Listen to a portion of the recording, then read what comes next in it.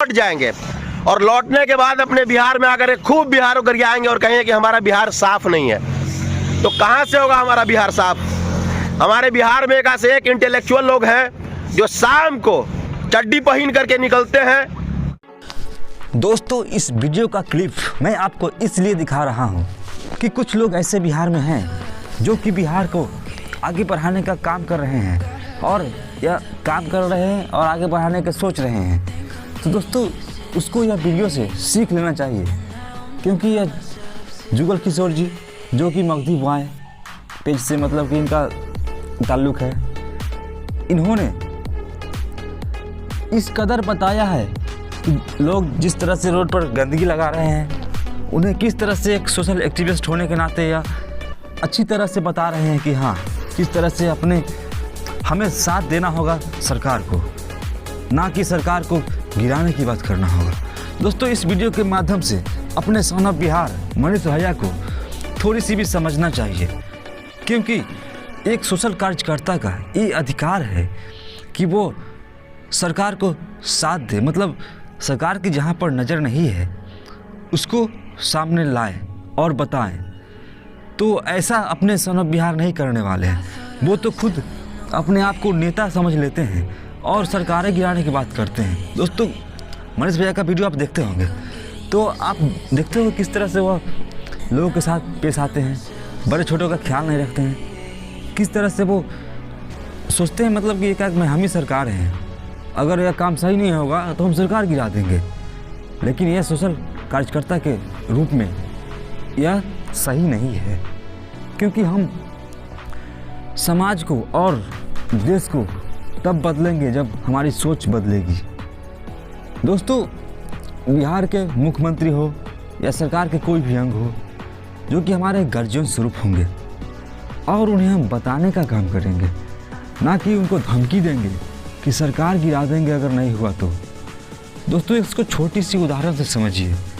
अपने ही घर में मान लीजिए अपने पिताजी हुए, माताजी हुए, जो कि घर के मुखिया हुए, घर का प्रधानमंत्री, मुख्यमंत्री, कुछ भी कह लीजिए, घर का वो प्रधान हुए। तो कोई भी अगर गलती उनसे हो रही है, क्योंकि एक छोटा सा परिवार चलाने में आपको अंदाज़ा लग जाएगा कि मतलब कितना टेंशन होता है। ये तो पूरे सरकार की बात है, पूरे राज्य की बात है, देश की बात है।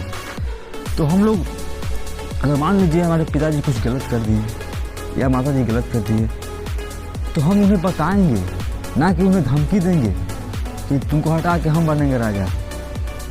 उसी तरह से हमें सरकार की जो गलती कर रहे हैं या जहाँ पर सरकार की नज़र नहीं पड़ रही है, तो उसे हमें सरकार तक पहुँचाना होगा, अपनी आवाज़ को बताना होगा, ना कि उनको धमकी दे देंगे कि हम सरकार गिरा देंगे अगर नहीं हुआ तो दोस्तों, कुछ ऐसा ही अंतर है बुद्धिजीवी लोगों में और कुछ चाटुकार लोगों में, यही सब अंतर है।